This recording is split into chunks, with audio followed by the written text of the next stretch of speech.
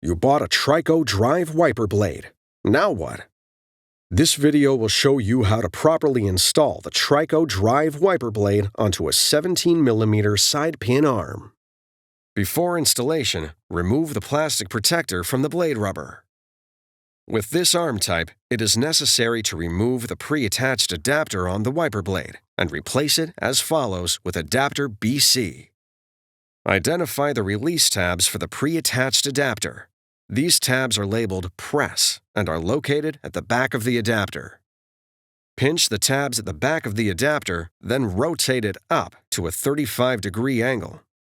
Lift the adapter until it disengages from the blade. Discard it. Now, locate adapter BC and rotate it to a 35-degree angle. Lower the adapter onto the pin until it clicks in place. Adapter BC must lock onto the blade before proceeding to the next step. Hold the blade at a 90-degree angle to the end of the wiper arm and push it all the way onto the arm pin. Rotate the blade until the tab on the top of the arm straddles the top of the blade. The wiper blade will lock onto the arm where indicated. Before use, be sure the wiper blade is locked onto the wiper arm.